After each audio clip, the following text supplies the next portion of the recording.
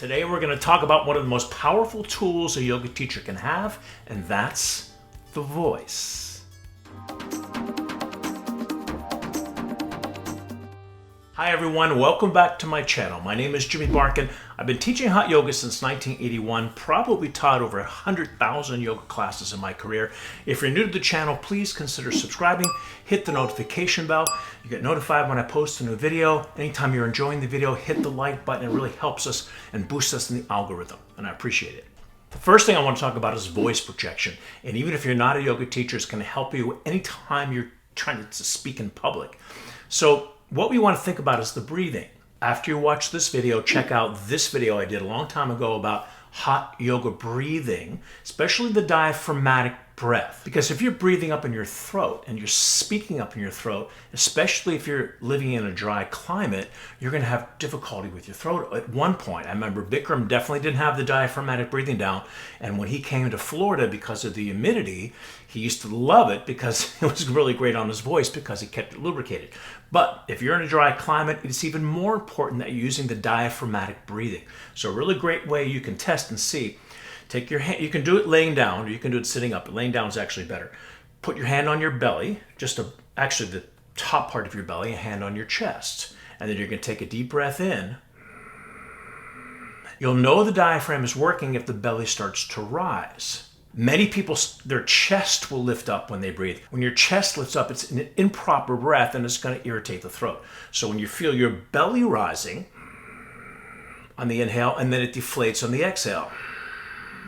Now you know you're using the diaphragm. You want to take a good, strong diaphragmatic breath while you're speaking, and that's going to protect your voice in the long run. Some of you may have a higher register in the way you speak. You may be speaking way up here like this, and if you do have a higher register, sometimes it can get really stuck in the throat, and you're going to struggle.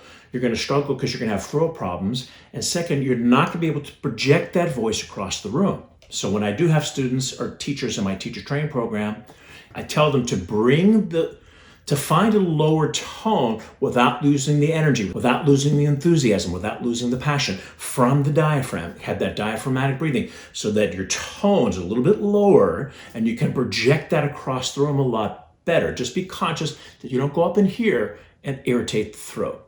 Voice projection, your voice has to cut through the room. If you're lucky enough to teach a class with 50, 60 people, you got to be able to talk to that person all the way at the other side of the room.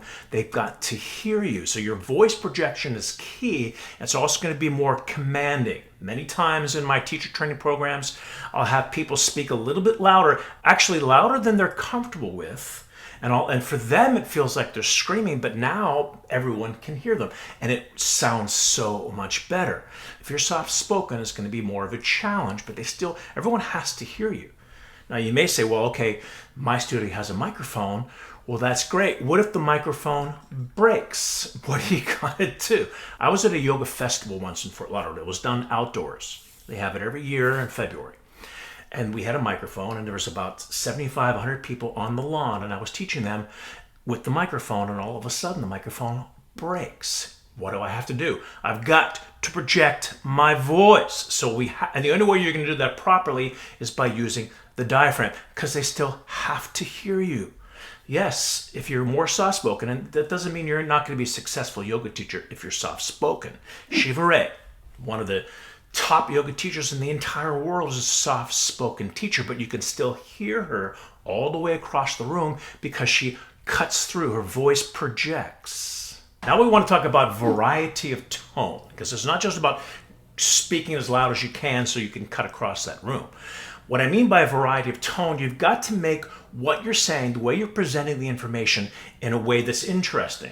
So, for example, in the Barkan world and the Bikram world, we do 3 parts of the awkward pose. It's a second part, it's a new posture, it's a new sound, it's a new tone, so that all of a sudden there's variety in the way you're speaking, opposed to being like a broken record. So we can now say, okay, second part, awkward pose. Now we're going to stand up on our toes with a straight back, slowly lower down. So all of a sudden you're going to pique their interest because of the variety of your tone.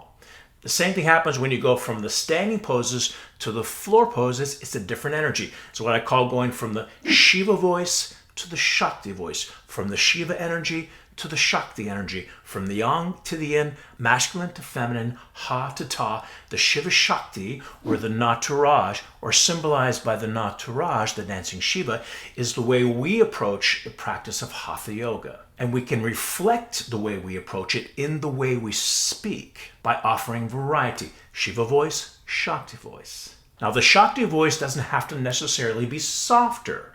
It can be a different subtext. Instead of having that strong energy when you're doing triangle pose, or you're teaching standing bow, or you're teaching balancing stick or staff pose, it's going to be a different tone when you're teaching half tortoise, or when you're teaching spine twist. You're going to get more into an explanation voice. But at the same time, you got 60 people in that room all the way in the back corner. They still have to hear you. So just because we're in a Shakti voice, just because we're in a Shakti moment, doesn't mean our voice has to be softer, but the subtext behind the words is softer. It changes. For example, one of the best Shakti moments is when we go from the standing poses to the floor poses.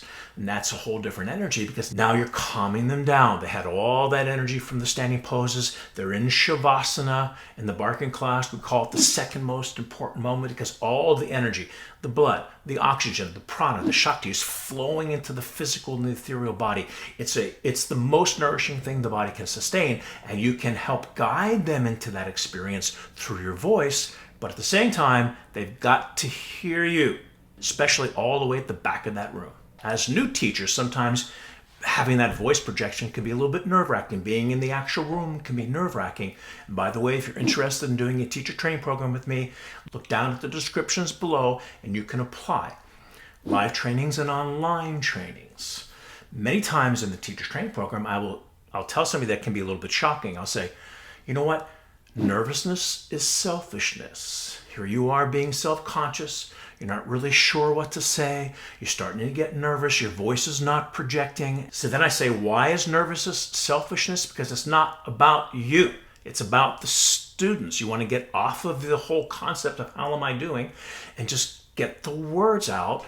And sometimes by lifting up the volume of your tone, by projecting that voice through the room, you're going to cut through, and sometimes it will help get rid of that nervousness. But think about this.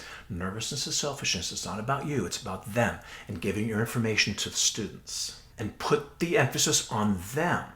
And then all of a sudden, you get yourself out of the picture. You put all that self-consciousness aside because you make them the priority. Now, they say the fear of public speaking is even greater than the fear of death, greater than the fear of spiders or snakes. And it can be really nerve-wracking to get up in front of people. There's a great organization called Toastmasters, and they're all over the country, I think all over the world. And they meet every week, and you get used to speaking in front of people. And sometimes they'll watch you, and what they'll do is they'll give you feedback and helping you become a better communicator. And one of the things they tell you is to look for are the in-between words like and try to eliminate those words from your presentation. In the yoga room, we have a couple go-to words that people use all the time, and it drives me crazy. One of them is again. Again, bring your arms overhead. Again, push your hips to the left. We don't have to say it again. It doesn't matter if you said it before. You can leave that, especially if you're repeating that word again too many times. Another one is go ahead.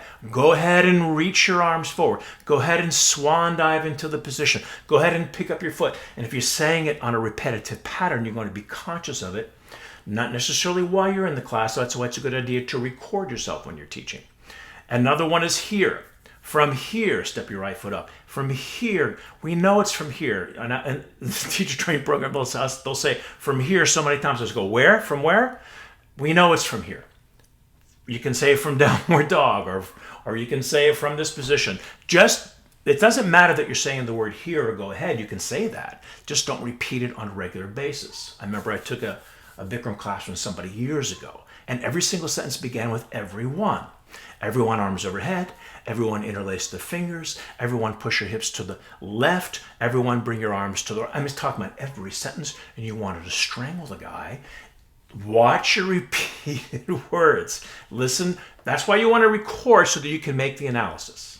So let's say now you're put into a situation that may create nervousness. Maybe you have to audition at a yoga studio to to teach there. Maybe you have to do a presentation. Maybe you have to do a toast at a wedding. One of the things that you can do to help you get off your nervousness. I remember I was teaching in class once, and here I've been teaching for 1,000 years. About 10 minutes the class has started, it's packed, and all of a sudden 8 players from the Oakland Raiders come in. They're all 6'10", 300 pounds, never done yoga before. You don't think that's going to throw you off your center? I was teaching a yoga class once at the Yoga Journal. All of a sudden, the top teachers come in, Rodney Yee and Shiva Ray and the owner of the Yoga Journal come into my class. There are going to be times you're going to be nervous, you're thrown off your center. Maybe all of a sudden there's more people than you've ever taught before. So here's a really good trick you can use. Find somebody in the room that doesn't make you nervous, somebody you're completely familiar with, and teach just to them. I don't mean look at them and only teach them. I'm talking about imagine the whole room is that person, and that person, the dissociation to that person will help relax you. It may help relax you. I hope it does. If there's nobody in the room that you're familiar with, this is an exercise we did in acting class back when I was at NYU. You would associate somebody, like if you're doing a scene with somebody who you're supposed to be in love with and you really despise the person, how are you going to make this work? You have to make an association. So imagine somebody's in the room that you know and that relaxes you, and somebody you'd be able to teach, like your cousin or your brother or whatever. Just teach to them. The whole room is that one person. It may help to relax you. So let's sum it up. Voice projection is key. Using the diaphragmatic breathing. Remember to check out this video I did on hot yoga breathing. It's really geared toward breathing as a yoga student, but you want to breathe the same way as a yoga teacher from the diaphragm so you can project and not hurt your voice. Variety of tone. Changing it up. We go from the standing poses to the 4 poses. We go from one posture to another pose. Different posture, different sound, different tone. Nervousness is selfishness. It's not about you. It's about them. Don't worry about how you're doing. Focus on them, and that'll help relax you. Watch the go-to words. Again, go ahead. Here. Everyone. Whatever go-to word that you may have, just be aware of it. Just as long as you're aware of it, then you can start making the change. And last but not least, find somebody in the room that relaxes you. If you're feeling nervous, find somebody in the room that relaxes you, that calms you down, and teach just to them.